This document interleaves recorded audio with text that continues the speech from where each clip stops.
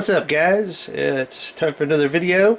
This video we're going to do something a little bit different. This is more of something that if you're a tech guy, a consultant, something like that, you're going to want in your tool belt. This is and I've already done one of the another product by this company. This is Dyconn again. If you want, you can see my video for one of their battery cases for the S4. But this is a little different. This is the Dyconn SATA to USB 3.0 adapter, and this is USB 2.0 compatible as well. And as you can see, it's a device that's going to allow you to attach different drives to your computer via USB. Not much with the box. You got the branding there. You get a little bit USB to SATA adapter converter for 2.5 inch, 3.5 inch hard drives, solid states, and opticals. So you can use this to connect a lot of different drives directly to your computer.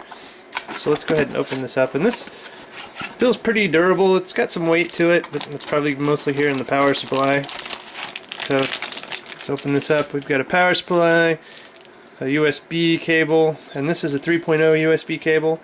If you guys don't know, if you get USB 3.0 on your computer, I'll show you what this plug looks like here in a sec. And then the actual device itself, which isn't much to it. Actually,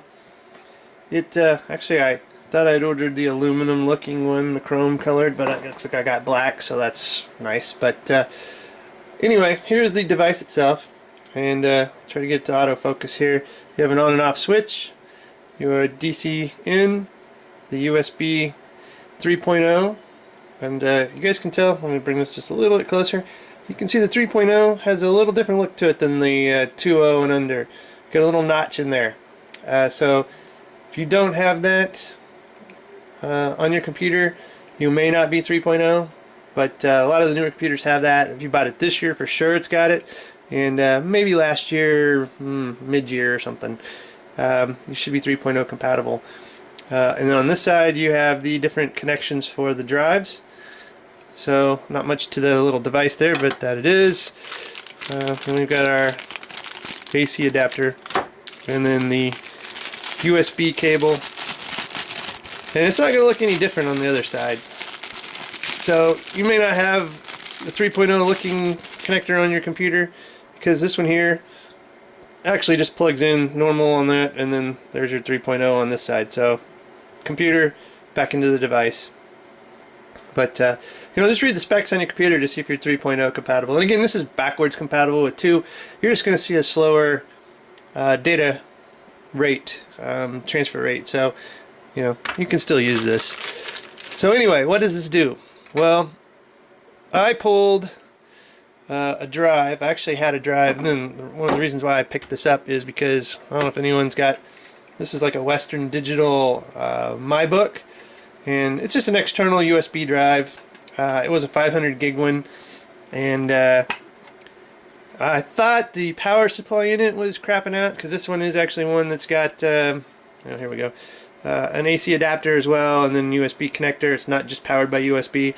When I tried to connect to it, I could see the drive, and then it would just vanish, and then it would reappear, and then it would vanish, and it would reappear if I accessed it in the computer. So I decided to tear into this. Not real tough to get it apart. If anyone has interest in how to get these apart and get the drive out, just put it in the comments, and I'll share that information with you. But it's not too difficult.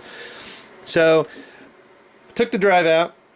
So what benefits are you going to gain from this is you're going to try to just hook this up, and it's just going to plug in the back of the drive, just right here. Bam. So you now kind of piggybacked onto your drive, and then you're going to plug this USB 3.0 into this into your AC wall adapter, and you're going to turn it on, and through USB your computer should see this like it's a external drive. It's just like a USB drive with power, and you should be able to read it. So I'm hoping with this drive that it was really the power supply, although I have another kit that I've hooked this up to and didn't have a whole lot of luck.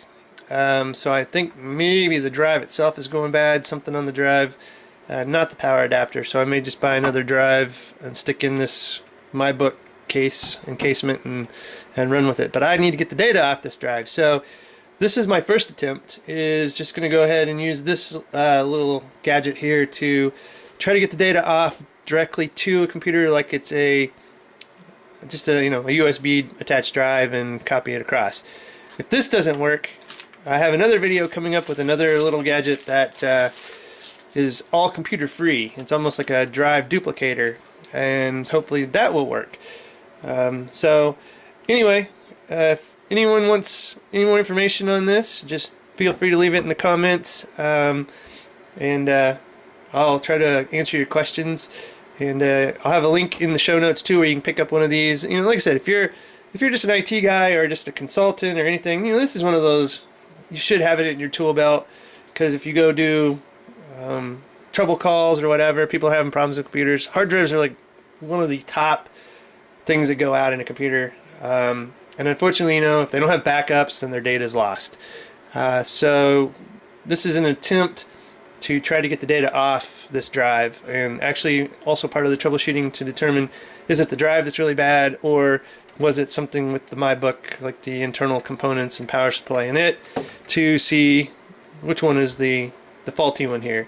This will hopefully determine that. Hopefully I can hook this up and bam, I will be able to read it, copy the data off, and just throw this away.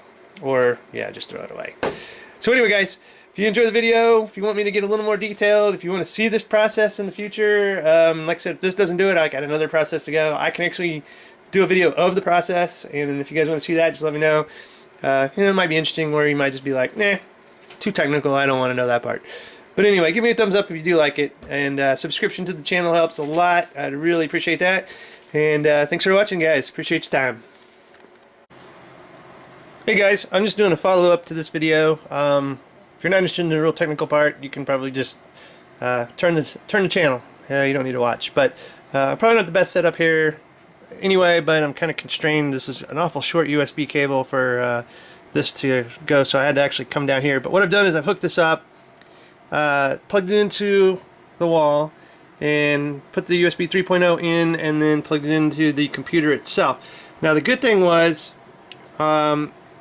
the OS actually did see the drive. So let me come up here to the actual computer screen itself, and you can see that it is installing the driver software. It does see it, but it showed up just kind of like it was doing in the old MyBook. It was showing up and then disappearing, and as you can see, there's no MyBook drive here. So I'm having the same kind of problems, so I'm going to come back down here. I'm just going to shut this off. This is kind of nice that it's got a power. Sorry this is kind of jumpy, guys. I'm just trying to bounce back and forth. What I'm going to do is just shut this off. So I've now cut the power to the drive, and we're going to turn it back on. Now if I come up to the actual screen, now you can see it is successfully installed. And I actually should see a MyBook pop up here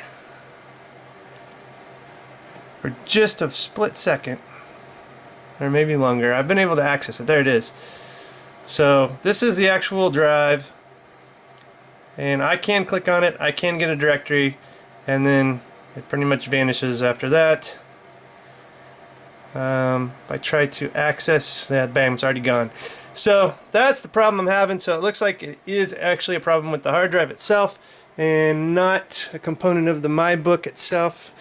So I have at least diagnosed that it's down to the drive is going bad. So stay tuned. I am going to have another video. I have another device that we're going to hook this up to, and it's basically like a drive duplicator without a PC involved in the middle. And we're going to see, and I did actually do this on I did this on a laptop too. I had the exact same results. So I did actually want to move it to 2 different computers just to make sure that it wasn't something with the Windows OS. And it isn't. It's definitely something with the drive. So we're going to try the drive duplicator next, just to try to copy this straight over to another drive that mirrors this one. It's got to be 500 gig at least, and see what we get. And I'll have a video for that too, and the cool little device that we're going to use to do that. So anyway, guys, thanks for watching again. Stay tuned.